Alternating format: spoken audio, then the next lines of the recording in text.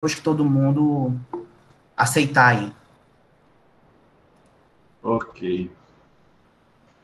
Bom, então vamos lá. Primeiro de tudo, deixa aqui eu fazer meus agradecimentos, né, ao professor Rodrigo, pelo convite. É sempre bom a gente conversar, passar conhecimento, trocar conhecimento, né? Espero que seja um momento de troca de conhecimentos, tá? E aí, em nome da UFAL também, né, agradecer o convite.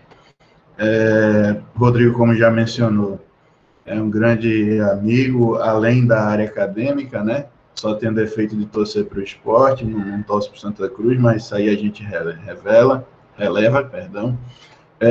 E o objetivo aqui é a gente conversar um pouco, bater um pouco um papo sobre perícia contábil, nesse cenário de crise pós-crise, né? O que é que a gente pode esperar desse ramo de atuação da contabilidade?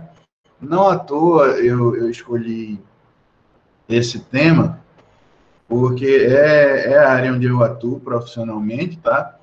E também porque é um tema que desperta uma certa curiosidade no pessoal, né? Muita gente ainda não entende muito bem o que é perícia contábil, apesar de ser uma ramificação da contabilidade já até mais antiga do que a própria contabilidade em si, do ponto de vista regulatório, tá? A perícia contábil ela já foi regulamentada no Brasil cerca de 15 anos antes da própria contabilidade, mas é mais isso, é trazer um pouco de conceitual, uma parte conceitual, para o pessoal que ainda não estudou essa disciplina, né? É normal, é natural, em todas as grades curriculares. A disciplina de perícia contábil, ela é uma disciplina de final de curso, né? Então, quem ainda está estudando, dificilmente já passou por essa disciplina, porque é natural, e explica-se o porquê que é natural, tá?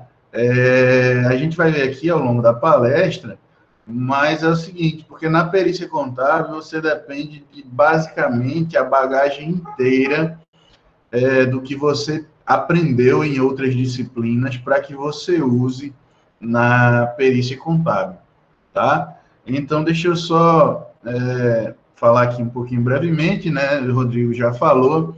Eu sou graduado, né? Fiz minha graduação e meu mestrado em Ciências Contábeis pela UFPE. Meu doutoramento ainda está em andamento, não está concluído. Sou professor já desde 2013, 2014, desde 2014. Já passei por muitos cursos aí de graduação, pós-graduação, em diversos cursos da área de negócios, não só contabilidade, mas administração também, hotelaria, turismo, por aí vai. Além de professor, eu também sou pesquisador em contabilidade, né? Tenho, inclusive, acho que mais de uma dezena de trabalhos em parceria aí com o professor Rodrigo, né? E somando aí o total entre periódicos e congressos, a gente já tem mais de uma centena de artigos publicados nos principais congressos, principais periódicos nacionais, tá? E, além disso, né, aquela pergunta clássica que o aluno costuma fazer, que é, professor, mas o senhor só dá aula ou o senhor também trabalha, né? Eu também trabalho, eu não só dou aula, eu sou perito contábil, com experiências aí nas esferas federal, civil e trabalhista, aqui no estado de Pernambuco, né, que é onde eu tenho a minha atuação. Então, essa é a minha breve vida acadêmico-profissional, vamos assim dizer, tá? E aí vamos começar a conversar um pouco sobre perícia contábil, propriamente dito. Fiquem à vontade para fazer questionamentos no momento que acharem necessário, na hora que tiverem mais vontade, tá? Só peço que alguém me indique por áudio se tiver alguma pergunta até eu terminar aqui os slides, porque aí por escrito eu não vou conseguir ver enquanto os slides estiverem abertos, tá? Mas podem interromper, podem perguntar. Não existe pergunta besta, né? Eu bato muito nessa tecla. Então, qualquer pergunta é válida, pode ser a dúvida de outra pessoa, tá?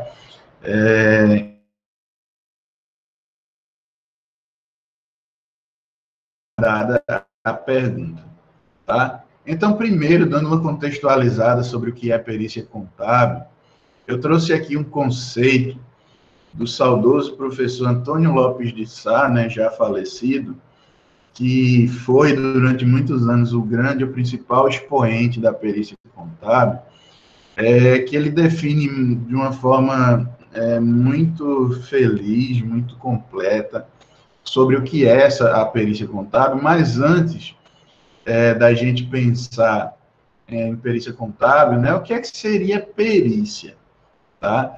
Eu acredito aqui que todos vocês, em algum momento, já ouviram falar de que alguém precisou de uma perícia, né? E aqui eu estou falando de um modo amplo, tá? Por enquanto, vamos entender perícia de modo amplo, e aí a gente parte para o conceito de perícia contábil propriamente dito. Para quem já precisou se afastar de trabalho, por exemplo, né? Você vai lá na junta, no INSS, e aí você passa por uma perícia médica, né?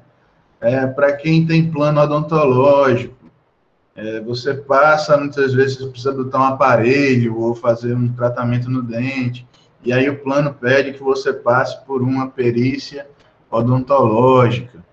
E aí a gente tem também perícias na área de segurança do trabalho, por exemplo, né, para verificar condições, principalmente questão de EPI, né? Então a gente ouve sempre muito falar nessa figura de perícia, nessa atividade de perícia, né? Mas o que é perícia nesse sentido amplo? E aí, com esses exemplos que eu dei, ajuda a esclarecer que é o seguinte: a perícia, em sentido amplo, ela é sempre a opinião de um especialista naquele assunto, tá? Então, sempre que alguém precisa de uma opinião de um especialista em determinado assunto, essa pessoa ela vai procurar um perito, certo? Seja ele médico, dentista, segurança do trabalho ou contador, certo? E aí faz até sentido com o que a gente tinha explanado sobre a questão de, por exemplo, né, eu estou doente, eu vou no INSS para pedir afastamento. Por que eu passo por uma perícia médica? Para que o especialista no assunto diga se realmente eu estou doente ou não, se eu preciso ou não do afastamento. Por que é que as empresas passam por perícia em segurança do trabalho? Para que o especialista naquele assunto diga se realmente está em condições corretas ou não, EPI, por exemplo. E contábil, né? Contábil.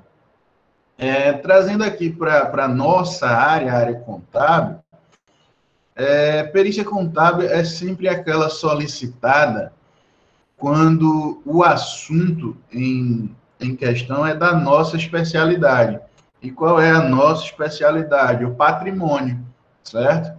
Então, sempre que surge algum questionamento, alguma dúvida, algum litígio, algum problema relativo ao patrimônio, e aí isso necessita da opinião de um especialista, aí a gente está falando de perícia contábil. Você vai precisar chamar um perito contábil para que ele opine sobre aquele determinado assunto que está ligado ao patrimônio, tá?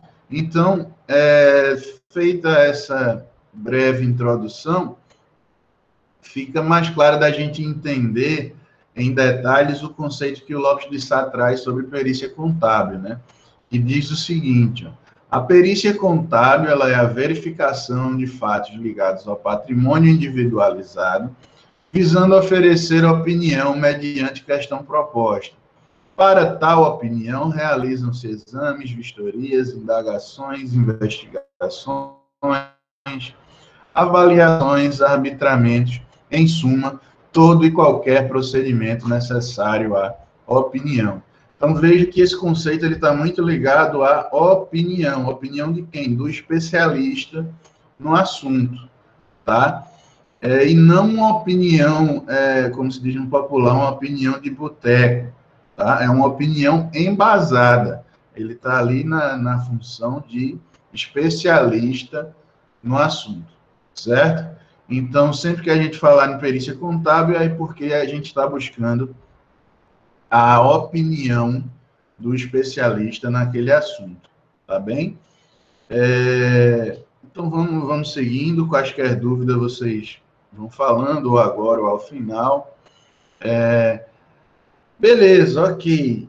E entendi aí perícia contábil. Para ser perito, né? O que é que eu preciso?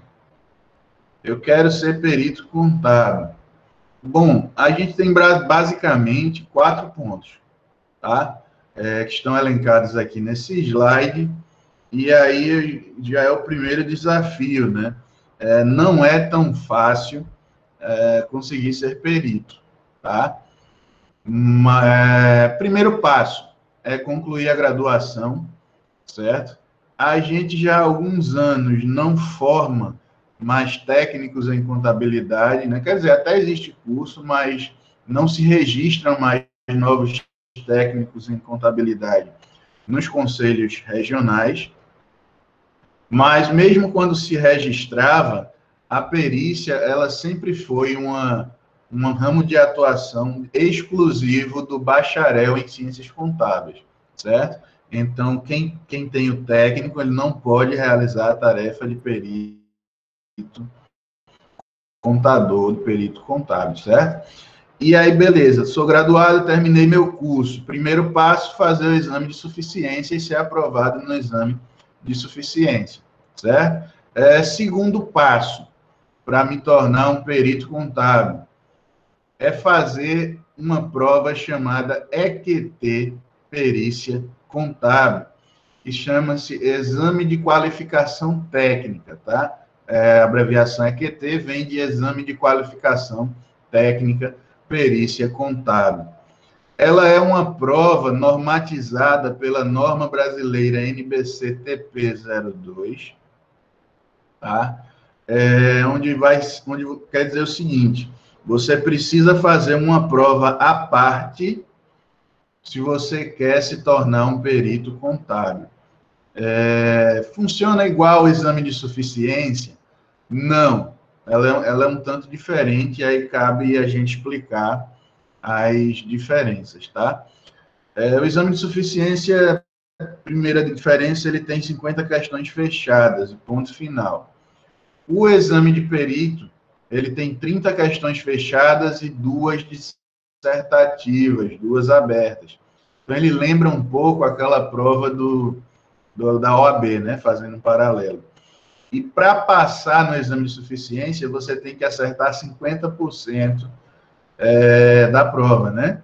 Para passar no EQT Perícia Contábil, você precisa tirar ter no mínimo 60% de acerto na prova, tanto na parte objetiva quanto na parte dissertativa. Então, não adianta eu fechar lá as objetivas e não me dar bem na dissertativa, tá? Esse 60% é o mínimo a ser atingido nas duas partes. E aí eu estou habilitado a trabalhar com perícia contábil.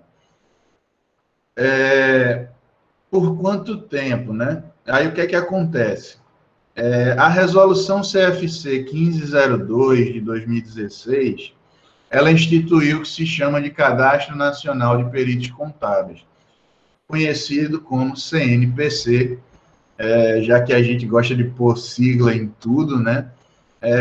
Então, uma vez aprovado nesse EQT Perícia Contábil, você passa a constar no Cadastro Nacional de Peritos Contábeis, CNPC, certo?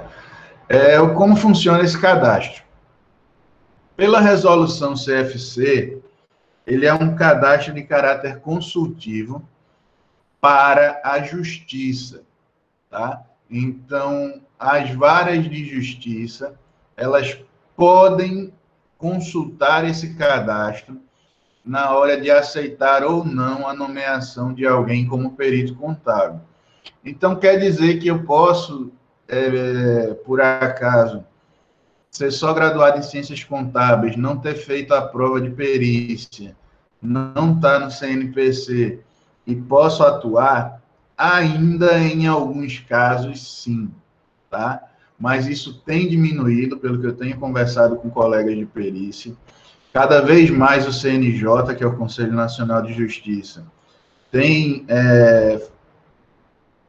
aprimorado essa parceria com o Conselho Federal de Contabilidade para fazer valer essa lista do Cadastro Nacional de Peritos Contábeis, tá? Então, ok. Sou graduado, fiz a prova, passei, estou constante no Cadastro Nacional de Peritos Contábeis. Tudo ok, termina por aí? Ainda não, tá? Você ganha o direito de se fazer constar nesse cadastro por 1 ano. Passado 1 ano, você precisa provar que você cumpre o chamado Programa de Educação Profissional Continuada, PEPC, regido pela norma NBC-PG 12, tá? Que diz o seguinte, quem tiver curiosidade pode ler, a NBC-PG 12, ela vai estabelecer regras para que você comprove que você está se atualizando e continua estudando todo ano, se mantendo atualizado em relação à educação na contabilidade. E aí pode ser através de curso, ou de fazer uma pós-graduação, ou de escrever trabalhos científicos, ou dar aula de contabilidade, enfim. Eu preciso anualmente provar que eu estou cumprindo essa pontuação, e aí a pontuação mínima é de 40 pontos, né, todo ano. Esse ano em específico, por conta da pandemia, caiu para 20, né, o CFC, sabendo das dificuldades que a gente está enfrentando, diminuiu para 20, mas o padrão é ter que fazer 40 pontos no mínimo, tá? Então, quem quer iniciar a carreira de perito contábil, o caminho é esse, não é um caminho fácil, mas garanto que é um caminho que leva a um ramo de atuação bastante prazeroso e também, do ponto de vista profissional, bastante interessante, tá? É uma atividade que ainda desperta pouco interesse da maioria, muita gente ainda não antenou-se para isso, né? Para você ter uma ideia, o Cadastro Nacional de Peritos Contábeis, o CNPC, ele enumera do 1 até a última pessoa que entrou, né? Existem no cadastro 8.000, pouco mais de 8.000 peritos cadastrados lá. Mas com perfil ativo, ou seja, aquele que não sofreu baixa, ou por descumprir o programa de educação continuada, ou por qualquer outro motivo, a gente só tem atualmente algo em torno de 4.500 peritos contábeis cadastrados no CNPC. Isso para Brasil, tá? Isso para Brasil. Então, imagina só um país, né, em que, segundo dados do próprio CNJ, a gente possuía final de 2017, início de 2018, eles fizeram um levantamento, que na justiça tinham 80 milhões de processos, né? 80 milhões de processos na justiça. E mas muitos processos mesmo precisam de perito contábil em algum determinado momento. E a gente só tem aproximadamente 4.500 peritos cadastrados no banco do Cadastro Nacional de Peritos Contábeis. Então, aí a gente vê como há ainda uma carência de profissionais que estejam habilitados a trabalhar na área, né? Então, para quem ainda tem dúvida sobre o que seguir, fica aí uma dica, tá? É uma área que ainda demanda, ainda é muito carente de profissionais. João, Ok? Oi, pois não. Rodrigo. Oi, Rodrigo. Vê, só acho que é uma coisa que a gente podia falar também. Entra semestre e sai semestre, e a gente está sempre discutindo aí a nível global, vamos dizer assim, né, geral, no Brasil, né, por estados e no Brasil como um todo, que é o baixo índice de aprovação no exame do CFC, né, o exame de suficiência.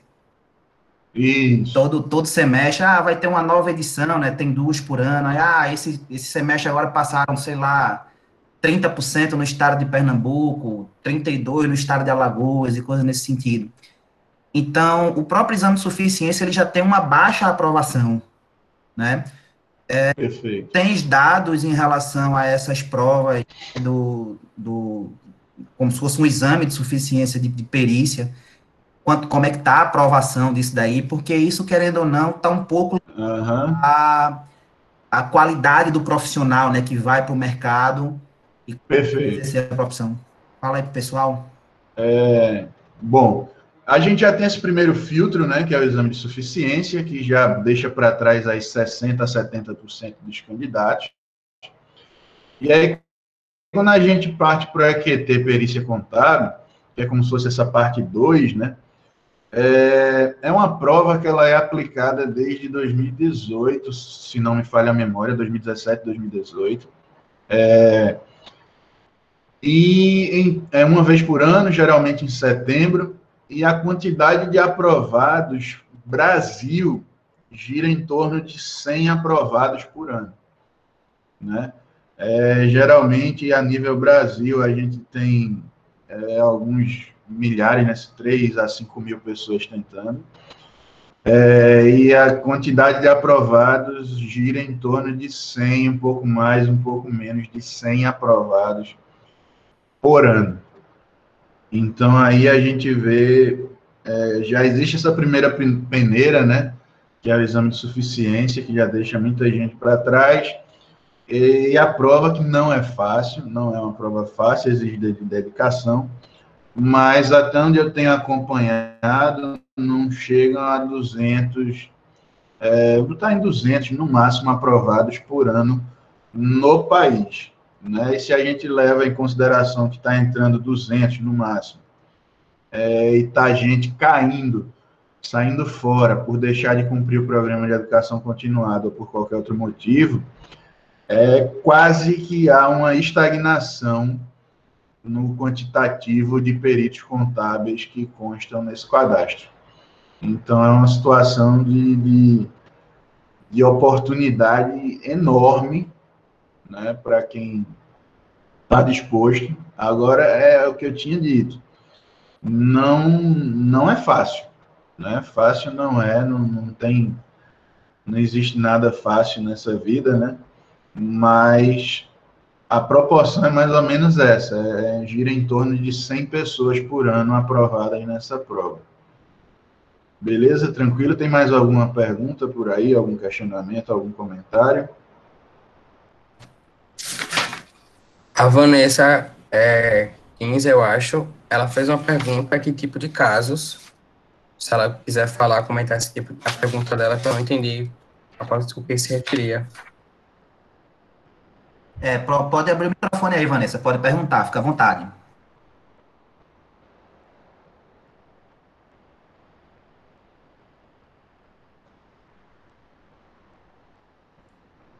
Vanessa?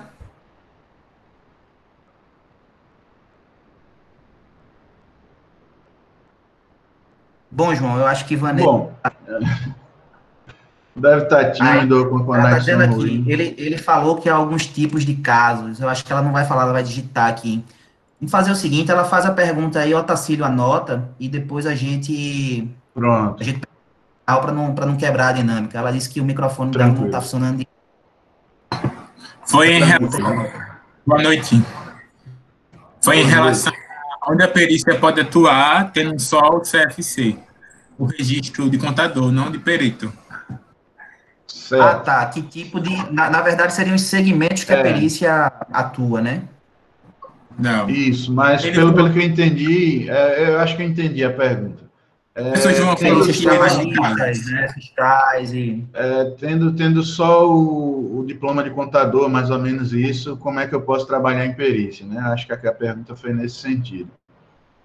Vê só, isso aí vai muito de vara para vara, de juiz para juiz, tá? Com toda a relação de qualquer conselho profissional com a justiça, ela é uma relação consultiva. A gente não pode impor nada à justiça enquanto CFC, nem qualquer outro conselho profissional. Então, algumas varas de justiça e alguns juízes, eles aceitam que se exerça a função de perito contábil sem a necessidade desse cadastro nacional. É de bater porta a porta, e de porta a porta, em vara, para ver se naquela determinada vara de justiça eles têm essa exigência do CNPC ou não, tá? O que eu tenho percebido é que cada vez menos tem se permitido o contador atuar sem ter passado por essa segunda etapa. Mas não existe, assim, uma resposta concreta, uma resposta precisa para isso. É realmente consultar a realidade de cada vara, ou manda e-mail, ou vai pessoalmente, né? E aí pergunta quais são as exigências para se atuar como perito naquela vara. E aí todas elas têm uma lista de exigências, de documentos que você tem que levar, de comprovações que você tem que fazer, tá? Então, é basicamente esse o caminho para saber se está sendo cobrado ou não naquele determinado local o cadastro do CNPC. Eu acho que era isso, né, a pergunta. Acredito que era nesse sentido. Confere? Confere, era isso mesmo. Ela confirmou aqui no chat que era Pronto. isso. Beleza, então. Vamos embora. Bom, rapidinho, tem só mais uma pergunta Agora... aqui. Oi, manda Luiz bala. Vinícius está perguntando aqui. Evidentemente que cada área de atuação contábil tem sua dificuldade. Porém, seria a perícia contábil a área mais difícil? Quer dizer, se não existe alguma área que seja considerada de maior dificuldade, isso seria em relação ao que, Luiz Vinícius? A acessibilidade a você se tornar perito ou a exercer a perícia em si?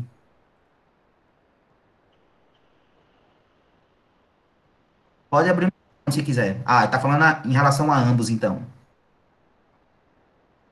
E aí, João? Tá.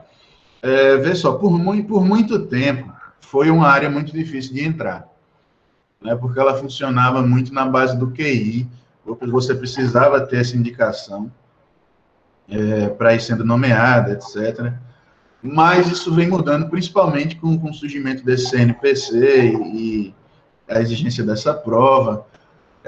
Vem se exigindo o pessoal cada vez mais capacitado, mais qualificado, e vem meio que democratizando mais o acesso de peritos contábeis a trabalho na área, né? Mas até eu diria que 5, 6 anos atrás era algo muito na base do quem indica, tá? Então era complicado, era um clubinho muito fechado, mas esse cenário vem mudando, principalmente com essas novas exigências e os esforços do Conselho, no sentido de tentar democratizar mais, né? Porque aí você evita mais essa questão de apadrinhamento a partir do momento que você exige que o camarada faça uma prova, que ele continue estudando, e etc, etc. E também isso vem aumentando a qualidade do trabalho do perito, né? Sobre a atuação, né, seria mais difícil. Acho que não, se também está se referindo às provas que tem que fazer, para quem quer ser auditor, e aqui não confunda com auditor público nem com auditor interno, mas para quem quer seguir a carreira de auditoria independente, a auditoria externa, o caminho é exatamente o mesmo. Tem que fazer uma prova à parte, nos mesmos moldes, e com um agravante. É mais de uma prova ainda que você tem que fazer para a auditoria. Então, a Eu acho que ele dificuldade... falou em relação à complexidade do trabalho, né? Assim, ao longo do tempo. Quanto à complexidade, varia muito, muito, muito mesmo. Tem perícias super simples, que seria o caso de você fazer uma simples correção monetária, né? Eu digo simples assim, para quem é da área, né? Obviamente que nem todo mundo é obrigado a saber como faz uma correção monetária, mas assim, há casos muito complexos de perícias que exigem análises de 10, 12, 15 anos de documentos, e muitas vezes não está muito claro o que a pessoa precisa. Então, isso varia muito, tá? Tem causas bem simples que você consegue fazer em 1, 2 dias, e tem causas que eu já vi peritos levarem 3, 4, 5 meses para conseguir chegar numa conclusão.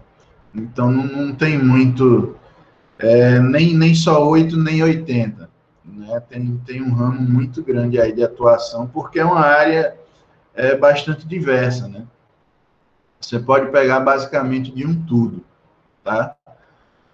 Acho que deu para responder, né? Ou ficou alguma dúvida ainda? Se ficou, só mandar aí que a gente responde. Não, tranquilo. Ele gostou aqui da resposta e eu acho que no chat não tem mais nada por enquanto, não. Acho que pode seguir. Beleza. Continuando aqui sobre as atuações do perito contábil, basicamente você pode atuar como perito de 4 formas, tá? Das 4, durante o resto da minha fala, eu vou focar mais em 3, que é o que está mais dentro da nossa realidade. Você pode ser, primeiro, perito do juízo, que é aquele perito nomeado pelo juiz para atuar em alguma causa, tá? Então, você é realmente aquele caso lá de ter o cadastro na vara, ser nomeado, etc. Então, você pode atuar como perito do juízo. Segundo ponto, você pode ser perito arbitral, que é quando você atua em casos de arbitragem, que a gente vai explicar melhor sobre isso já já. Você pode ser perito oficial, que é aquele aprovado em concurso público para exercer essa função. E aqui, nos peritos oficiais, basicamente, onde se faz concurso para se ocupar esse tipo de cargos são nas polícias, né? Principalmente Polícia Civil, Polícia Federal. Existem concursos para perito contábil oficial mesmo lá. Um cargo dentro da polícia. E aí você vai atuar mais nas áreas criminal, né? De lavagem de dinheiro, coisa do tipo. Então, essa daqui realmente só via concurso, tá?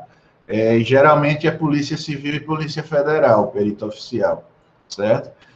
E também a gente tem a figura do assistente técnico, porque vamos entender como é a dinâmica da coisa, né? A gente vai, via de regra, a gente vai ter o seguinte: o juiz ou o árbitro, e aí a gente vai ter a parte autora e a parte ré, né? E pode, inclusive, ter mais de um autor, mais de um réu, tá? Então, o juiz, ele vai nomear um perito para resolver algum problema, para dar alguma opinião, e cada um dos envolvidos, cada uma das partes, ela pode também contratar o chamado assistente técnico, que é um termo que mudou esse ano, tá? Com a revisão da norma, é o que se chamava até ano passado de perito assistente. Então, além do perito nomeado pelo juízo, você pode figurar em cada uma das partes, seja parte autora, parte ré, cada uma pode, veja que pode, né? Ela não é obrigada, mas ela pode contratar um assistente técnico, que é o que era chamado de perito assistente, para elaborar um trabalho a paralelo e também para meio que vigiar o trabalho do perito do juízo.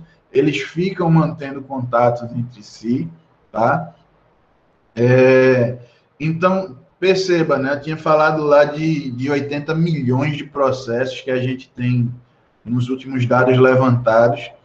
Óbvio que nem todos precisam de perito, mas para cada um que precise de perito, a gente tem aí, no mínimo, a possibilidade de 3 peritos atuarem em cada caso. O perito nomeado pelo juiz, o perito assistente, que agora é assistente técnico, contratado pelo autor, e o assistente técnico contratado pelo réu. Né? Então, você veja como é essa demanda por profissionais de perícia, principalmente na área judicial. Tá? Então, são basicamente essas 4 figuras dentro da perícia em que você pode buscar seguir atuando. Eu, né, particularmente, eu tenho atuado como primeiro perito do juízo em alguns casos, mas o meu foco maior é em assistente técnico. Tá? O meu volume de trabalho é muito maior como assistente técnico. Obviamente que eu não trabalho como perito oficial, porque eu não sou concursado nessa área, né? E perícia arbitral eu nunca tive a oportunidade de fazer, porque é algo mais desconhecido e é justamente sobre isso que a gente vai falar agora, tá? Da perícia contábil na arbitragem. A arbitragem, a grosso modo, é uma espécie, entenda-se aí, entre parênteses, né? Eu estou tentando simplificar aí a coisa, de uma justiça fora da justiça, tá? Ela foi criada pela Lei 9037, de 1996, e ela foi criada de forma a agilizar e a tirar um pouco do volume de processos que correm na justiça. Então, o que é que eu posso discutir na arbitragem? Tudo? Não. Tá? Na arbitragem só se julgam casos sobre direito patrimonial disponível, que é um conceito jurídico ligado a patrimônio, né? Direito do patrimônio, mas nem todo patrimônio, tem que ser um direito do patrimônio que eu posso fazer o que eu quiser com aquele patrimônio, certo?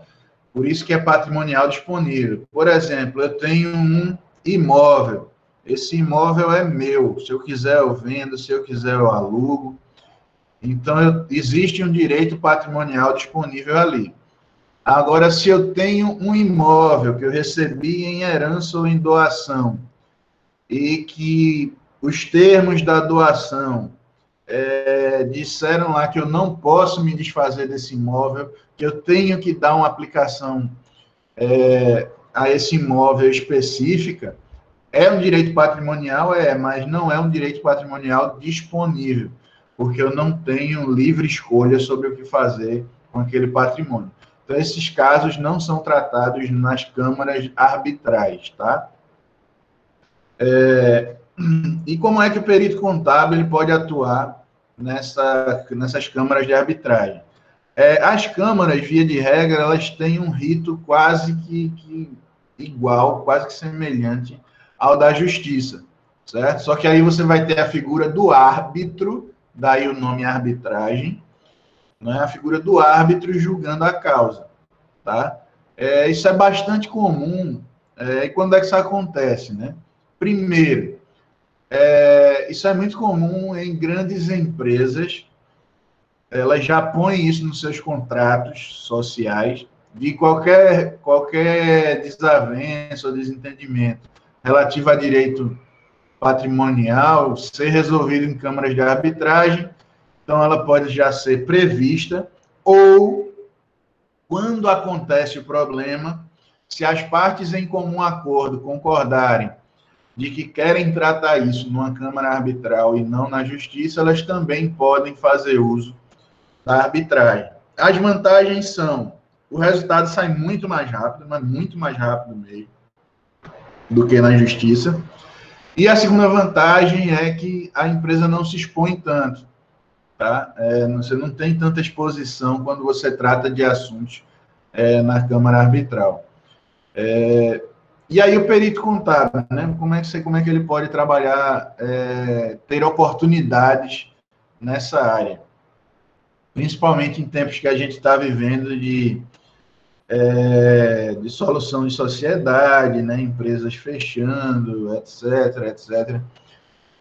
Primeiro, ele pode fazer, às vezes, de árbitro, tá? Porque a Lei 9037, ela não estabelece requisito para quem tem que assumir a figura de árbitro. A única coisa que a Lei 9037 fala é que tem que ser alguém da confiança das partes, ou, se for uma Câmara Arbitral com ritos próprios, alguém que atenda a esses ritos da Câmara Arbitral, certo? Então, como a gente está falando de direito de patrimônio, né, muitas vezes é briga de sócio, coisa do tipo, é comum que esse árbitro ocupe um lugar, um contador, um perito contábil, para julgar. E, além disso, é possível também que as partes envolvidas contratem assistentes técnicos, tá? Para também ajudar a elaborar seus pareceres e etc., para tratar, para confrontar com uma decisão, né, e poder recorrer, e porventura. Ou ainda o próprio árbitro, caso ele não seja da área contábil, ou seja, mas julgue necessário, ele também pode nomear um perito, que é o chamado perito arbitral, tá? Então, é aquele nomeado pelo árbitro. Então, nesse caso aqui, sobe de 3 para 4 as possibilidades de se atuar na perícia contábil, sendo no ambiente da arbitragem, né? Você pode ser o próprio árbitro, você pode ser o perito arbitral, e você pode ser o assistente técnico da parte autor ou da parte ré. É só uma observação que em arbitragem a gente não chama de autor e réu, né? A gente fala de partes envolvidas, tá? Mas funciona basicamente como se fosse autor e réu na justiça, tá? Então, existe um leque de oportunidades dentro da arbitragem para quem quer atuar em perícia contábil. E aí, quais são alguns exemplos, né, que eu coloquei aqui, que devem ser muito comuns nesse período de pandemia que a gente está vivendo e no que vem por aí. Eu coloquei 2 exemplos aqui, não são exaustivos, são exemplos ilustrativos, né? Primeiro, as disputas societárias que envolvam avaliação de negócios, porque é sempre aquela história, né? Um quer sair, quem quer sair, quer que o negócio seja avaliado pelo maior valor possível, quem quer ficar, quer pagar menos a quem sai, e aí diz que o valor do negócio, da empresa, não é aquele, é menos, e então isso gera uma confusão, né? Uma lead, e vai precisar parar, pode ser que pare na arbitragem, para decidir sobre a avaliação do negócio e, consequentemente, a parte que cabe a cada um, né?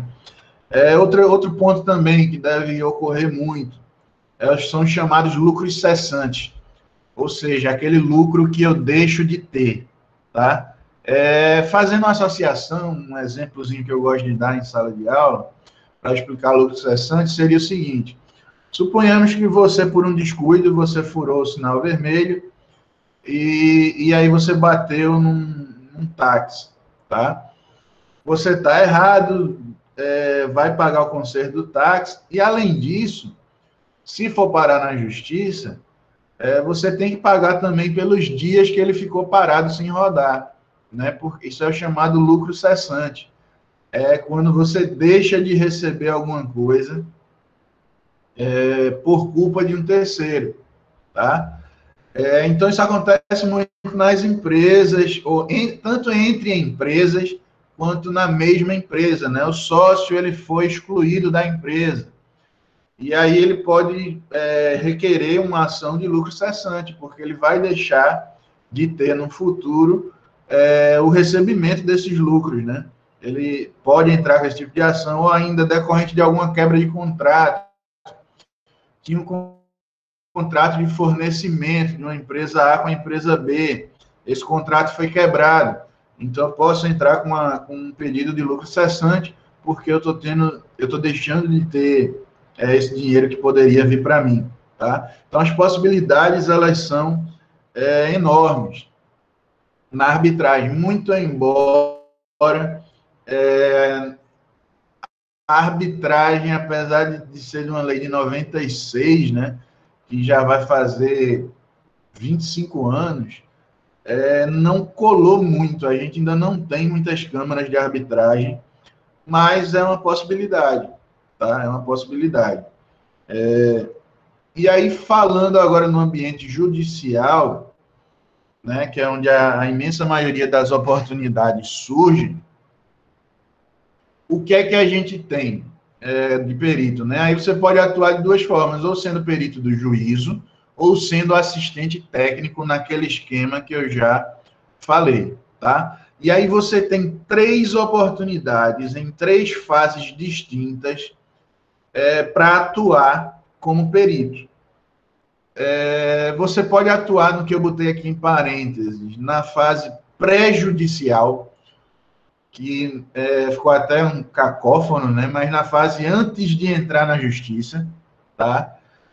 E eu tenho pego muitos casos assim que diz respeito ao seguinte: o advogado, o escritório de advocacia, ou o advogado pessoa física, ele pega o cliente, né? Ele vai dar entrada numa causa, mas ele quer ter uma ideia de o que é que pode sair daquela causa, tá? Então, o que é que pode vir em decorrência daquela causa ali. Então, ele já fala com um assistente técnico da confiança dele para fazer um levantamento preliminar de valores, né, que pode vir a acontecer. Para até ele julgar se vale a pena entrar com processo ou não, que tipo de processo ele vai dar entrada ou não, né? E na área trabalhista, inclusive, com a mini reforma, com a reforma trabalhista, perdão, que teve alguns anos atrás, isso foi reformado na CLT e passou a ter muita demanda de assistente técnico para fazer isso antes de entrar na justiça, porque os advogados costumavam chutar qualquer valor lá e botavam valores astronômicos. Então, na peça inicial, geralmente, você já coloca lá um laudo de um assistente técnico mostrando mais ou menos qual o valor da causa, para já dar respaldo ao processo que irá ocorrer, né? Então, essa é uma possibilidade, é você trabalhar como assistente técnico e quase que como um consultor, né, do advogado ou do escritório. Você pode ainda trabalhar como perito, pegar casos como perito na fase de instrução, tá? Que seria aquela fase em que o juiz ainda está analisando os autos para tomar a decisão dele, ele ainda não proferiu sentença. Então, ele pode precisar de perícia nessa fase de prova. Então, nesse caso, o perito ele irá produzir prova quando é na fase de instrução. E aí, novamente, você pode ser o perito do juiz ou assistente técnico, tá? Nessa fase de pré-justiça, aí só assistente técnico mesmo que faz isso. E ainda é possível na fase de liquidação, que é depois que o juiz já proferiu sentença, beleza, ele colocou lá na sentença o que é que, pela ótica do direito, o que é que se tem direito, né, a receber, etc. e tal. Mas, e para chegar em valores, né, que muita gente acha que saiu a sentença, acabou ali. Não, ainda pode existir uma guerra muito grande para a gente chegar em valores, em qual é o valor, com base na sentença, tá? Então, aí também você pode atuar efetuando os cálculos, porque geralmente o despacho sai assim, parte A e parte B, parte altura, parte ré, etc. Se manifeste sobre os cálculos, apresente seus cálculos. E aí, se você não apresenta, necessariamente você abre mão do seu direito e o cálculo que a outra pessoa apresentar pode ser dado como correto, né? E aí depois, se houver divergência, e geralmente há, né? A parte que perdeu vai mostrar um cálculo bem pequeno, a parte que ganhou vai mostrar um cálculo muito grande, e aí, havendo divergência, que geralmente há, aí ou vai para a contadoria da justiça ou o juiz nomeia um perito do juízo para fazer o cálculo correto daquele valor a receber, certo? E aí você tem diversas possibilidades de atuar em relação a essas três fases: Justiça Federal, Justiça Civil e Justiça do Trabalho. Tá? As possibilidades são infinitas. Ok, até aqui. Ok, João, Oi.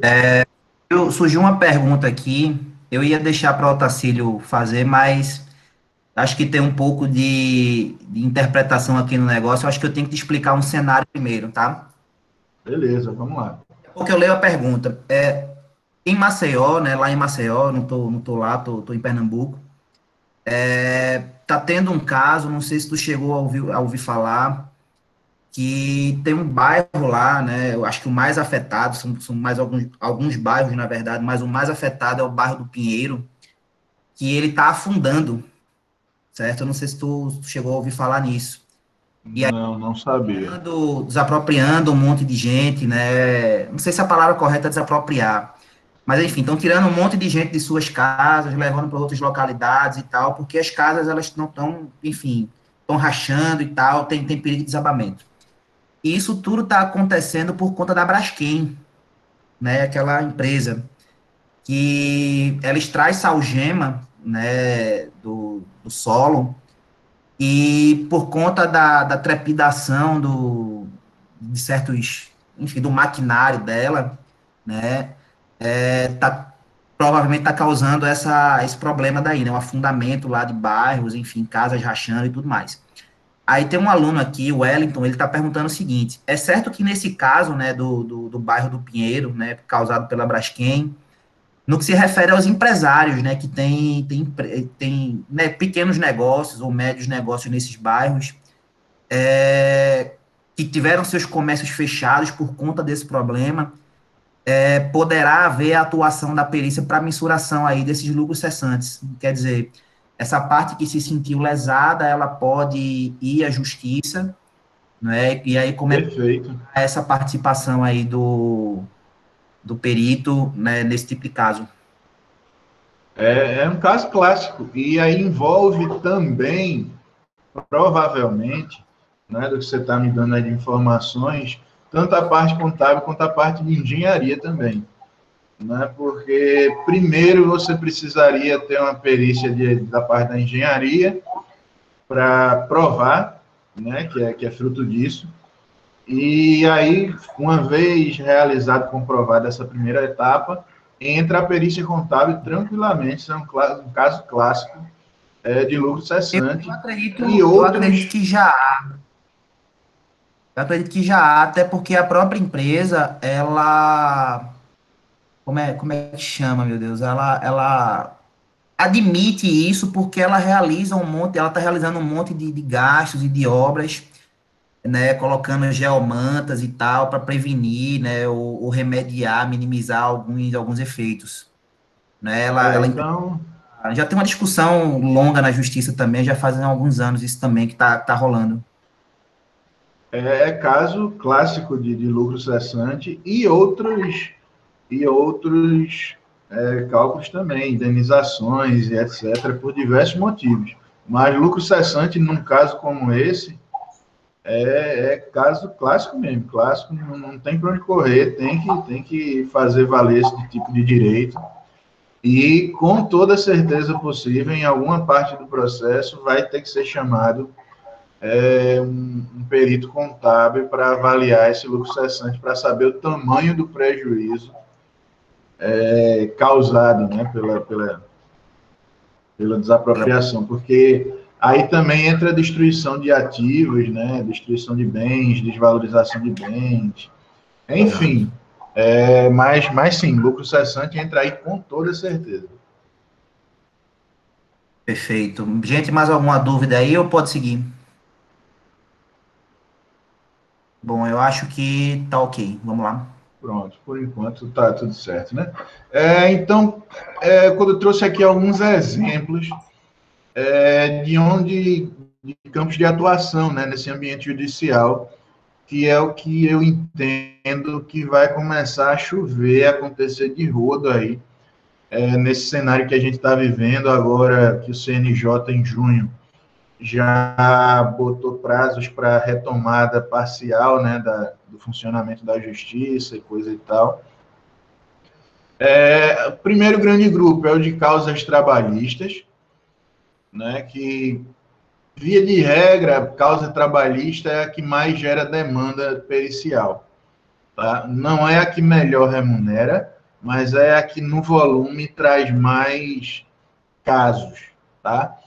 Então, alguns casos que devem chover não pagamento de aviso prévio, né, com empresas demitindo sem pagar aviso prévio, ou com pagamentos incorretos, ou falta de depósito de FGTS, entre diversas outras verbas. Isso aí eu acredito que vai gerar uma enxurrada de processos, e são oportunidades para o perito, porque quem julga, obviamente, é o juiz, mas quem calcula e chega no valor é o perito contábil, tá? Fora diversas outras irregularidades, né, que a gente tem algumas MPs que permitem redução de salário, redução de carga horária, mas que estão sendo postas em prática de forma irregular.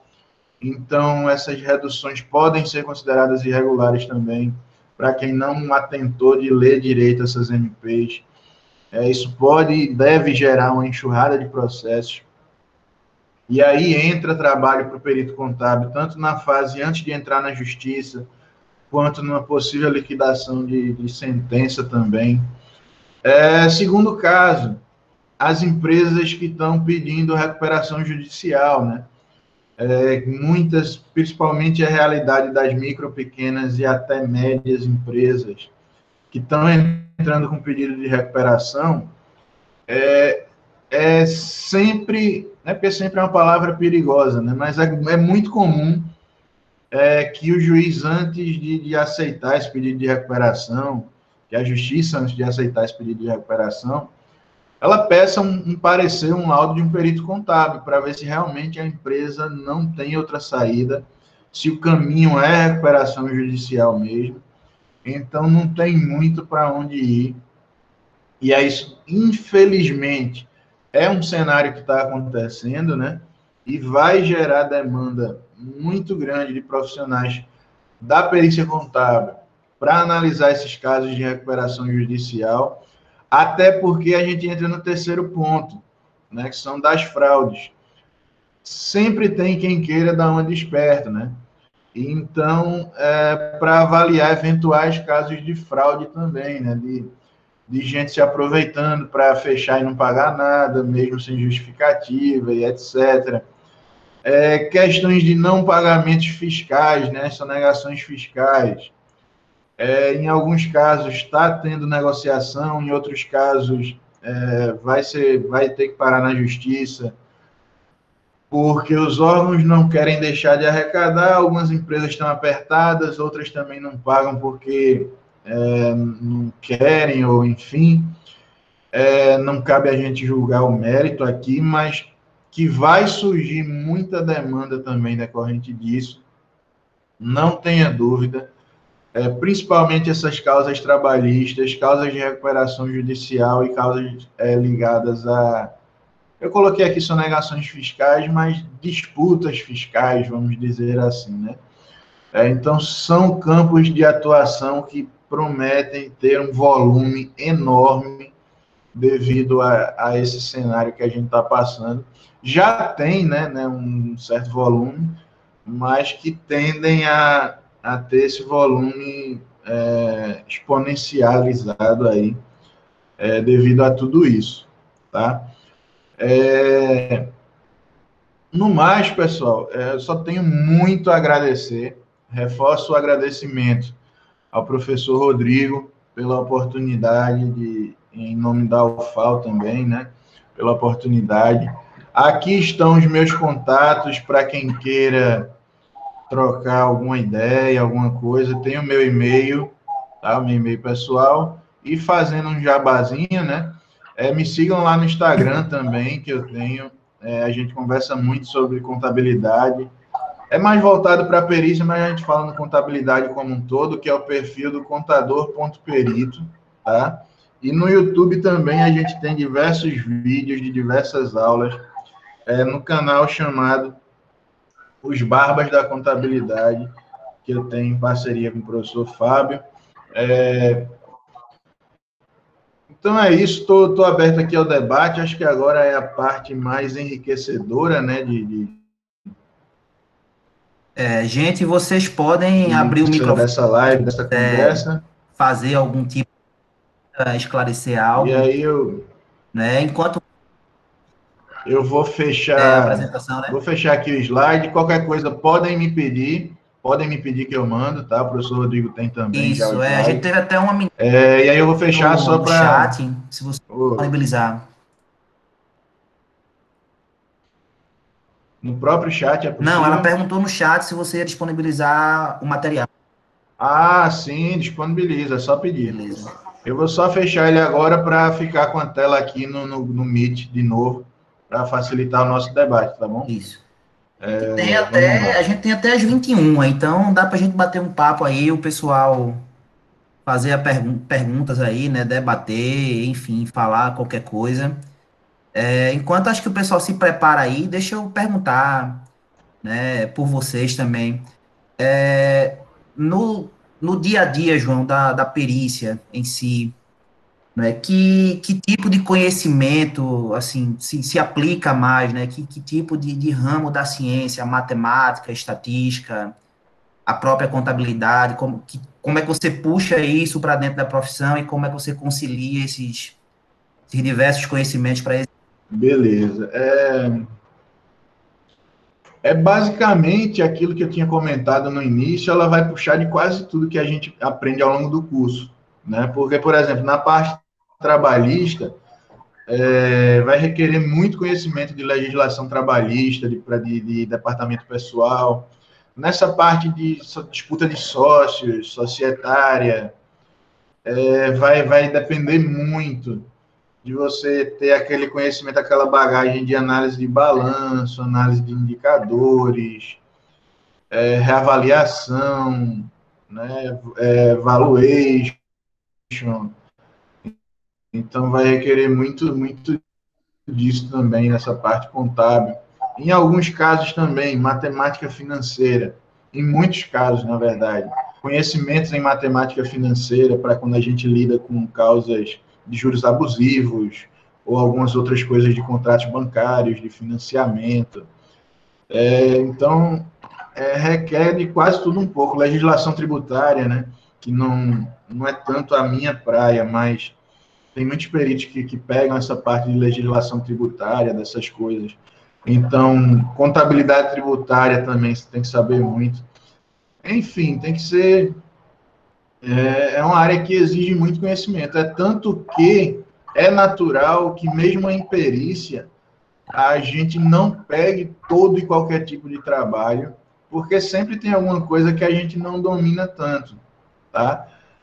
Então, por exemplo, determinadas causas fiscais, né, alguns problemas que aparecem para a perícia de ICMS, coisa do tipo, eu repasso para outros colegas, porque, embora eu tenha um certo conhecimento, mas não é tão profundo a ponto de eu realizar um trabalho bem feito. Então, é até por isso que é uma disciplina de final de curso, né? Porque ela vai exigir justamente essa bagagem quase que completa do contador. Aí. Obrigado. E aí, pessoal, podem ficar à vontade, podem perguntar. Valquíria está perguntando aqui. Pode abrir o microfone se quiser e perguntar pessoalmente, tá?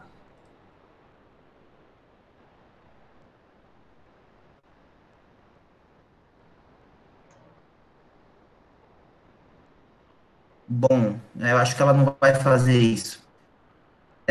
O microfone dela tá ruim, ela tá dizendo aqui. Então, deixa eu perguntar, né? Em relação ao caso citado, né, os danos causados aí pela Braskem, como o perito ele consegue realizar esse trabalho de avaliação de lucros cessantes, né? A evacuação do bairro prejudica essa avaliação? Eu acho que ela se refere Não. não só à técnica empregada em si, mas em relação também a você realizar algum tipo de diligência, né, ao bairro. Nesse caso, não. Talvez na parte de engenharia possa prejudicar alguma coisa, mas na parte contábil, não. Porque o que a gente vai analisar é a documentação contábil, né? É pegar faturamento da empresa, fazer projeção de faturamento da empresa por determinado período. Então, são documentos contábeis que a gente utiliza para fazer esse levantamento de lucro cessante. Talvez na parte da engenharia, que aí já não é minha praia, essa questão da evacuação do bairro possa prejudicar um pouco ou não. Mas do ponto de vista contábil, do que a gente faz em perícia contábil, são os documentos que a gente analisa, e vai ser basicamente tudo em cima do faturamento, né? Obviamente, utilizando algumas técnicas de projeção e coisa do tipo. É mais nesse sentido que o trabalho de lucro cessante se realiza. Isso. Satisfeita aí, Valquíria? Tá, ela agradeceu aqui. Gente, mais alguma coisa? Vamos lá? Boa noite. Eu Boa queria noite. saber Boa como que noite. funciona a questão da remuneração do profissional que não Isso é o atua mais como importante, né? concursado, que não atua como concursado. Qual das partes vai ser a responsável pela remuneração dele? Ele recebe antes ou no final do processo? Esse tipo de coisa, então. Beleza, vamos lá. Estava até estranhando que não tinham feito essa Eu pergunta também, eu ainda. não gosto de falar, estava só esperando aqui, mas pelo visto. Tem um Vitor perguntando aqui também. Vamos primeiro para essa, aí ele fica na sequência. Vamos lá. Excluindo o perito oficial, que esse é concursado, né? Ele vai receber lá o salário dele. Como é que funciona? Existem duas dinâmicas diferentes. Primeiro, se você for perito do juízo, você vai ter o valor a receber homologado pelo juiz, tá? Então ele vai dizer 1.000, 2, 5.000, enfim. Esse valor fica depositado em uma conta de juízo. Terminou o trabalho, você pede para receber, havendo a possibilidade de você pedir 50% antecipado, tá? E cabe ao juiz aceitar ou não. Se não, você recebe tudo ao final, quando terminar o processo. Mas já fica tudo depositado numa conta lá, judicial, que a regra é quem perde paga, tá? Então, como ainda se ainda não tiver havido uma decisão judicial, for na fase de instrução, as duas partes se organizam, cada uma paga uma parte, geralmente 50-50, e aí, ao final, a parte que perder ressarce a parte que ganhar. Porque a regra é basicamente, na justiça, que quem perde arca com os custos. Tá? Mas isso aí nada interfere com o perito. O perito vai justamente, as partes vão depositar em juízo, e aí terminou, o perito pede liberação para receber. Isso, perito do juízo. Assistente técnico, que era o perito assistente, E né? rapidinho, Oi. e ficar claro que ele é perito do juízo, né? Então, não é porque ele está recebendo das partes que ele vai defender alguém. Ele tem que dar opinião Perfeito, conforme perfeito, o que o juiz solicita. perfeito. Inclusive, pode dar implicações até no limite mais grave de cadeia, né? Se você for tendencioso, tá? Assistente técnico. Aí é livre negociação entre você e a parte, certo? O assistente técnico não tem regra para recebimento. é você com a parte que negocia. Como é que eu costumo fazer? Eu peço metade antecipada e metade quando eu termino o serviço, certo? É um critério que eu utilizo, tem dado certo com os clientes. Mas em relação ao assistente técnico, não existe regra. É você com a parte que negocia diretamente quanto e como você vai receber. Respondido? Acho que sim, né? Vinícius, satisfeito aí, tudo ok? Sim, tá, tudo ok. Outra coisa, Pode falar. também relacionada Pois à não. remuneração, porque assim, tudo bem que tem não sei quantos milhões de casos para que possa resolver em uma quantidade baixa de peritos. Mas eu acredito que um perito não vá atuar em muitos casos ao mesmo tempo, porque esses casos levam o quê? No mínimo 3 a 6 meses para ser solucionado. Eu queria saber se os profissionais que atuam na área da perícia, eles normalmente atuam 100% nisso, ou se é mais uma área à parte, para fazer mais um dinheiro, como se fosse um dinheiro extra, entendeu? Uma renda extra. Uhum. Bom, tem dos dois tipos, tá? Mas a maioria vive disso. Agora, assim, não é a regra. Existem perícias que vão demorar 3 meses, 4 meses. Mas, em regra, não é tanto tempo assim que leva, não, tá? Em regra, é coisa de 20, 30 dias a gente consegue encerrar. Como eu disse, tem perícia que a gente consegue fazer em 2, 3 dias também. Mas quanto à dedicação, geralmente, perito, quando está iniciando, concilia com outras atividades. Por quê? Porque, como é uma atividade de profissional liberal, você não tem aquela renda fixa todo mês e às vezes demora para receber e etc. Então, como você tem boleto para pagar todo mês, né? Então, quando você está iniciando, dificilmente você mete a cara e vai trabalhar só com perícia. Mas aí, depois de um certo tempo, quando a coisa vai girando, você consegue, sim. E a maioria dos que eu conheço vivem de perícia, tá? Não trabalham com mais outra coisa, exceto muitos peritos que eu conheço também são professores, né? Mas aí professor é aquele E boa negócio. parte tributarista, né? Mas Tem um tem, caso, tem... Oi. tem um caso que ocorreu há um tempo atrás, né? Eu sou muito um cara mais ligado no mercado, eu vejo muito essas coisas. A Magazine Luiza, há uns anos atrás, se eu não me engano, foi ela, né? Ela estava contestando um lançamento de ICMS de mais ou menos 715 milhões, se eu não me engano, foi isso. Não é? E eu não me recordo qual foi a Secretaria da Fazenda, salvo engano, também de São Paulo, por ali, né, Sudeste. E aí simplesmente veio esse litígio, né? Ó, a gente está contestando aqui um lançamento, né, superior em 715 milhões aproximadamente. Não recordo o valor, mas era mais ou menos por aí. Né? Então imagina um perito que vai atuar, né, junto a essa parte, não um perito de juízo, mas um perito contratado por ela, né, e que cobra, por exemplo, um percentual desse valor. Né? Se você cobrar 0,5%, né, um honorário E, e ganhou ganhou, ganhou. recentemente a causa, o que abriu um precedente Isso. que as empresas agora estão tudo doidas Foi. correndo atrás de recuperar esse Ganhou, valor. ganhou. Não aparece eles falando em nota explicativa lá que o perito ajudou nisso, né? Mas assim, que os advogados indicaram que há uma chance muito alta de reverter, né? De questão do indébito, né? Porque eles pagam Aham, esse valor, discutem na justiça, esse valor fica congelado, como eles ganham, eles têm isso de volta corrigido. E aí quem é investidor perfeito. nessa hora olhou, pô, agora é muito dinheiro no caixa da Magazine Luiza, uma coisa maravilhosa e tal, né? As ações subiram, todo mundo feliz, né? Acontece. Tem uma outra pergunta aqui do Vitor Christopher. Ele pergunta, como funciona a recuperação judicial? Aí é uma complicação, né? E quais são as métricas necessárias? Aí eu não entendi o que ele quer dizer com métricas necessárias para acho que para o perito trabalhar com isso, né? E hoje a gente tem um grande exemplo que é a Oi SA. Sim, temos a Oi. Eu acho que A a Azul, famigerada Oi, né? recentemente, acho que foi uma companhia aérea, eu não recordo também o nome, acho que foi a Azul, que a divisão dela nos Estados Unidos também pediu recuperação judicial lá.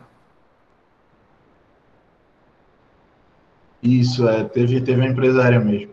Bom, não tem métrica objetiva, eu acho que é isso que seria a pergunta.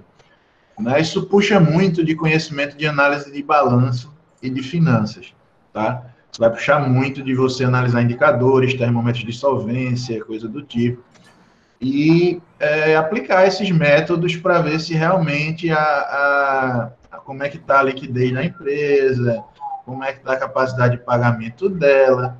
Não tem Endividamento. como.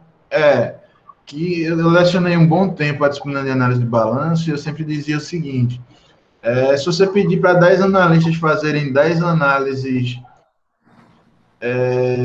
de balanço, vai sair 10 opiniões diferentes. Lógico, coerentes entre si, mas mais divergentes, talvez.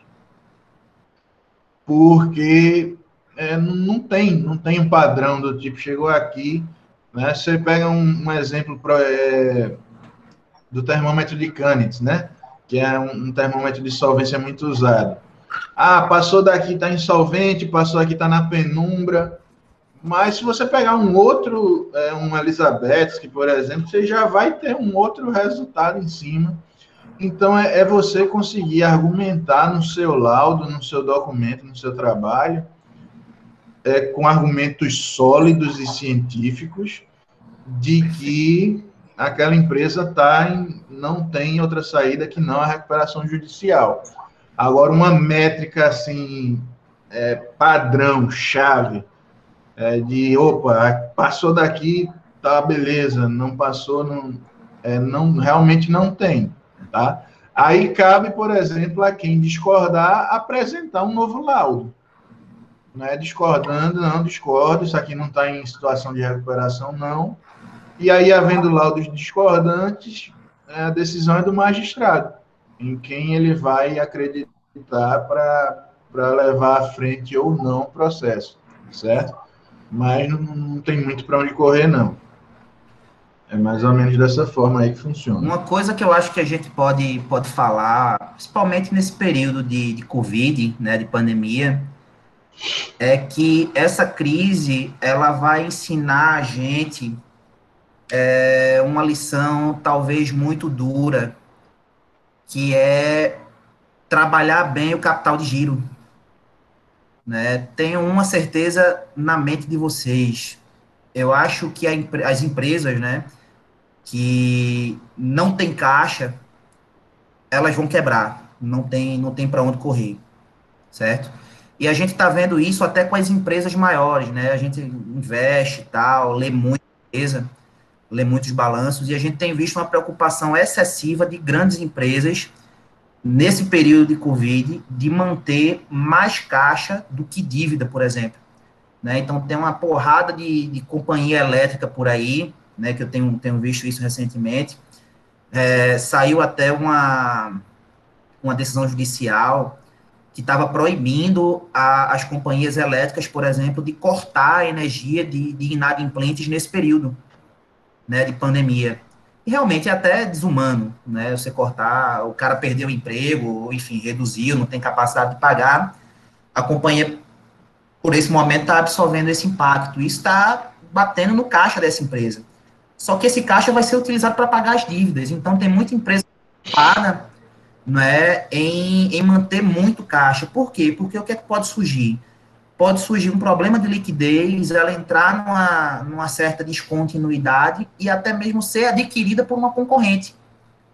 Então, talvez, o que a gente venha a ver nesse período de pandemia é, na verdade, uma crise que vai tornar o nosso mercado cada vez mais concentrado. Empresas que não têm caixa vão fraquejar, né, vão ficar com as pernas bambas, e quem estava forte com caixa, mais para frente vai comprar essas empresas. E um setor que tinha 10, 12 empresas concorrendo, mais para frente vai ter 5 ou 6. né? Então, esse cenário de pandemia também, além de dar essa oportunidade, vamos dizer assim, profissional até para o perito avaliar esse tipo de situação, também vai levar a, vamos dizer assim, problemas sérios, né, ou consequências sérias em termos de concorrência, em termos de concentração de mercado e por aí vai. Né? E um outro ponto, Rodrigo, aproveitando até, isso me fez lembrar indiretamente um caso que eu atuei durante a pandemia, que é a questão das empresas passarem a dar mais valor também à governança, né? À governança, a controles internos, porque até em meio a esse problema todo, surgiu um caso que foi justamente descoberto graças à pandemia, né? Aqui em Pernambuco, pelo menos, já tem uns 70 dias que estava quase tudo fechado, está reabrindo agora essa semana, né? Mas aí o que aconteceu? Os desvios de caixa da empresa, ela não tinha lá grandes controles internos, a governança frágil, e aí determinados funcionários da empresa desviavam do caixa de um dia para cobrir no outro. Né? Eles iam meio que tirando de um para tapar no outro e passaram mais de ano fazendo isso. Até que surgiu esse inesperado acontecimento e não teve mais como tapar o buraco ficou lá aberto, exposto, né? E foi aí que descobriram um rombo enorme, né? Que acho que é uma grande lição que infelizmente muitos não vão aprender, é de que só querer cuidar na hora ruim, né? Enquanto tá tudo bom, deixa para lá, tá tudo certo, tá dando lucro, né? E aí entram casos até nesse próprio sentido mesmo, né? De reforço de governança, porque eu tenho certeza que passando esse momento que a gente está vivendo, o foco em controle interno, em compliance, em governança deve ser enorme. Mas a questão é na época das vacas gordas, que haverão de voltar também, não é possível, manter esses focos de controle também, né? Acho que uma outra coisa que a gente pode ver muito, pelo menos eu tenho interpretado assim ultimamente, é que o famoso jargão, né, popular, quem planta colhe, né? E aí a gente tem visto, né, eu pelo menos interpretado assim, que nessa crise, quem está colhendo bons resultados, quem está colhendo lucro, acreditem, tem empresa conseguindo isso, é a empresa que plantou lá atrás, não é, esse tipo de pensamento, né, esse tipo de cultura. Né? Outro exemplo que eu posso dar a vocês, Via Varejo, né, que é uma empresa que é dona das Casas Bahia, do Ponto Frio. Via Varejo finalmente aprendeu, né, vamos dizer assim, que ela precisa concorrer. Então, pô, começou a pegar um monte de dinheiro lá e investir, né, em logística, em desenvolvimento de aplicativos, né? Quer dizer, estão começando, nesse período agora, essas empresas, elas tiveram lucro, a Magazine Luiza é um outro exemplo, porque eles estão vendendo tudo online. O e-commerce está bombando como nunca bombou. As pessoas não estão conseguindo ir para o centro das cidades, né, para os shoppings, etc., está tudo fechado. Mas como é que essas empresas continuam tendo aumento de receita ou uma queda não tão expressiva em comparação a outros setores? É que elas continuam vendendo e tendo uma certa margem de lucro, né, mantendo um certo potencial. E-commerce, certo? Então, isso é resultado de quê? De, né, coisas que foram plantadas no passado, investimentos que foram feitos. Né? Uma empresa dessa ela não vai entrar em recuperação judicial, né, pelo menos não nessa crise. Né? Não creio nisso. Que infelizmente não é a realidade da maioria. Exato. Assim, sendo para quem trabalha com perícia, para quem mexe com perícia, vai gerar uma demanda enorme, mas é triste para a economia como um todo. A gente saber que vai passar por essa enxurrada de pedido de recuperação judicial, tanto do lado do empresário, da empresa, e também vai passar por essa enxurrada de demandas trabalhistas também, né? Pelo lado dos funcionários também, que vão sair muitas vezes de mão vazia. Enfim, é complicado, é muito complicado, mas é o que, pelo menos na minha opinião e na de alguns, é o que vem por aí. Né? O que vem por aí, a gente...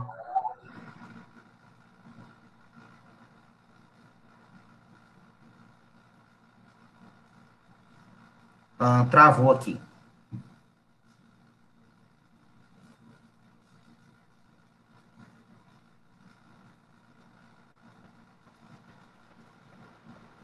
Bom? Oi? Agora voltou. Bom, gente, vamos lá. Mais perguntas aí. Fiquem à vontade.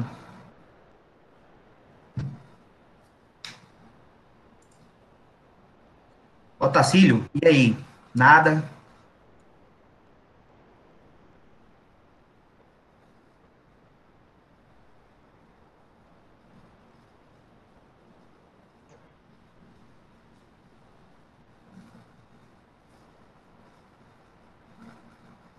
A dúvida que eu tinha já tiraram.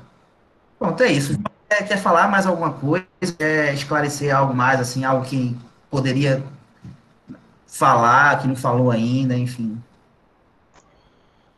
Bom, só agradecer mesmo a oportunidade, é sempre bom trocar conhecimento, né? Conversar sobre contabilidade. Agradeço de coração mesmo, Nada, novamente, o convite. Né? Estou à quem agradece é a disposição. gente. Estou à disposição de todos nos canais que eu coloquei lá no meu e-mail, no Instagram, lá no contador.perito. Tem também o YouTube com um bocado de aula sobre perícia e outros temas também, lá nos Barbas da Contabilidade, tá? E acho que deu para a gente resumir bem sobre os desafios, né, da perícia, principalmente para você conseguir cumprir todas aquelas etapas, né, não é fácil. Mas vale a pena, vale muito a pena. É um cenário raro de que faltam ainda profissionais, né? Então, para quem gosta, é uma oportunidade. Espero que quem não conhecia tenha uma boa ideia de como é que funciona. Tem suas dificuldades também, mas, assim, e de oportunidades que vêm por aí, né? Porque é basicamente, quanto mais demandas surgem do ponto de vista de justiça, mais demanda vai surgir para a perícia contábil também. Tá? E ficar atento a essas questões, tanto trabalhistas quanto questões empresariais, de dissolução de sociedade, recuperação judicial, tudo isso vai trazer uma carga de trabalho enorme no futuro próximo. Tá? E, no mais, estou à disposição sempre de todos. Pode entrar em contato. Só uma última pergunta isso. aí, que seria mais uma sugestão sua, né? Para você dar para o pessoal. Para quem gostou, na verdade, né, se interessou, quer se tornar perito, quer ensinar perícia, quer pesquisar em perícia, né? O que ler, onde ler, né? Qual artigo, qual livro, algum blog, algum canal no YouTube interessante que você possa indicar aí, pessoal? Bom, fora os meus, né, que eu já fiz o merchan aqui, beber direto da fonte, né? Qual a fonte? As normas de perícia, tá? NBCTP 01, NBCTP 02, e ter um conhecimento profundo da parte de Código de Processo Civil e Código Civil, da parte que fala de perícia contábil.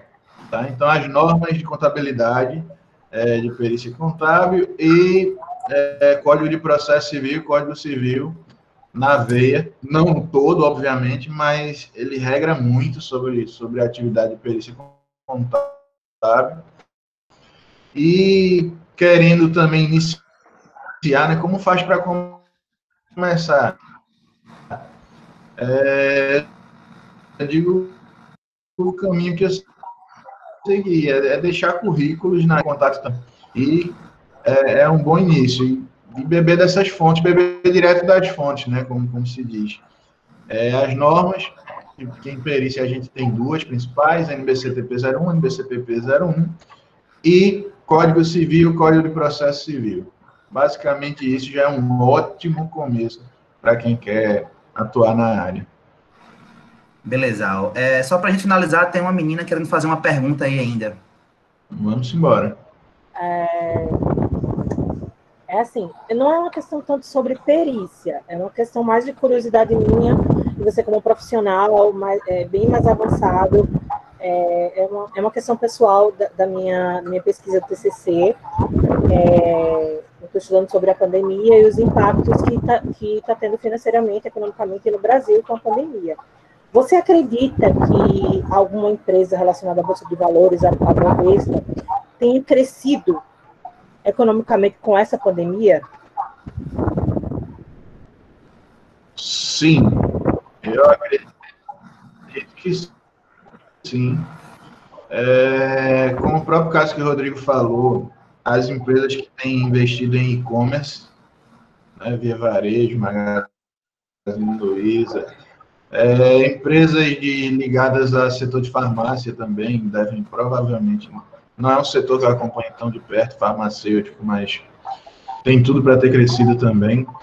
E tem um ditado, né, que acho que resume bem isso, que eu costumo dizer, que é o seguinte: sempre que tem alguém chorando, tem alguém para vender o lenço, né? Então, com certeza, algumas empresas estão saindo no lucro nessa pandemia. Os próprios bancos maiores, né, devem ter crescimentos também. Mas acho que, como colocaram aqui, alimentício também, né, é um setor que provavelmente cresceu também. Mas eu acredito que sim. Respondendo objetivamente a sua pergunta, eu creio que sim. Eu creio que alguns setores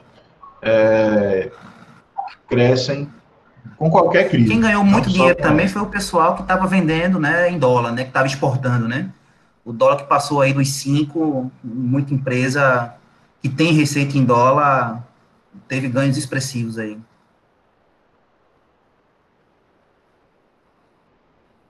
Isso aí. Mas agora me deu uma dúvida, você falou isso do dólar. Porque, por exemplo, a gente aqui no Brasil está passando por uma situação muitíssimo complicada devido à questão da quarentena.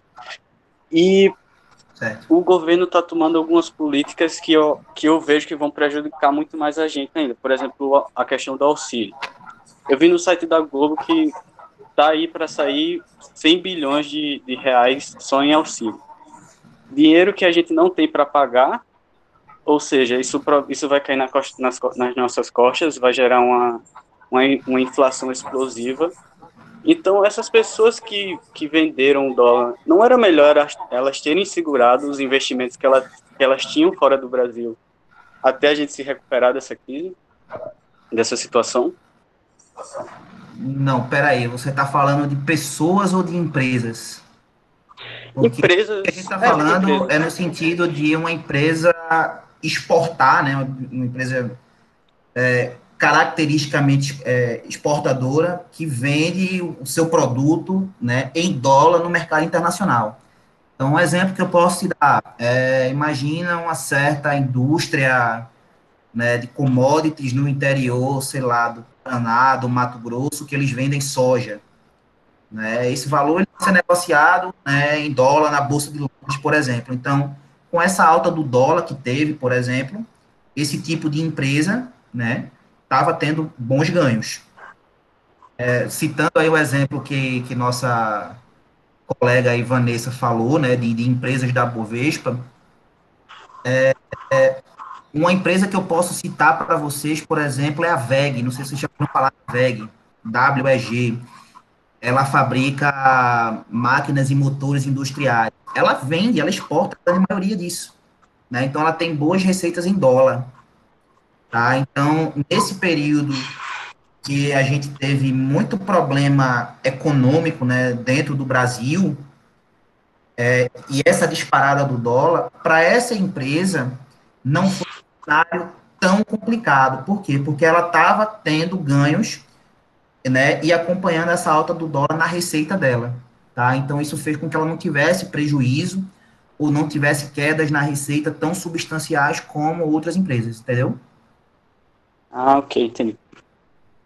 Desculpa, Rodrigo, mas assim, no caso dessa empresa, em questão as exportações, elas não podem mais estar sendo feitas por causa da pandemia, ou estou sendo leiga, as exportações continuam? Porque, Não, assim, continua, não tem problema nenhum. então, tem alguns sites que falam, porque quando a gente começa a pesquisar, a gente não sabe... O site da própria empresa, Vanessa, toda empresa que tem ações em bolsa de valores, ela tem relação com investidores. É só você colocar lá no Google, relação com investidores, Petrobras, por exemplo. Vai aparecer o site, todas as informações para os investidores da Petrobras, você pode pegar lá. Entendi. Obrigada. Então, cada empresa vai ter um site desse. Tá, obrigada. Tá bem, pessoal? Mais alguma coisa aí? Vocês estão satisfeitos? Querem fazer mais alguma pergunta? Temos aí 10 minutos ainda. Tá? Então, já que ninguém está perguntando na prova não tem direito a perguntar, tá? eu quero fazer uma pergunta bem ampla para os dois. É porque eu gosto muito de trabalhar com coisas complexas. Por exemplo, eu acho que falta muito no estudante de contabilidade estudar contabilidade como um estudante de direito estudou direito, por exemplo. Eu queria saber se vocês têm alguma área de atuação contábil de muita complexidade, de difícil acesso, que necessita de muitos estudos. Eu tenho muito interesse pela perícia justamente porque, ao meu ver, ela parece ser uma área que pode me proporcionar esse tipo de trabalho, entende?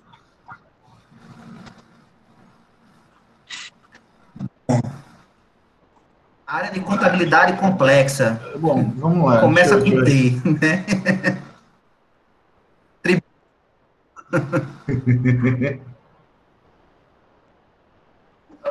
Eu acho que o que você está falando aí por complexo, Luiz, me perdoe se eu estiver errado, eu acho que também diz respeito a que mexe, requer um conhecimento mais amplo, né, de outras questões, de outros assuntos também, de outros contextos.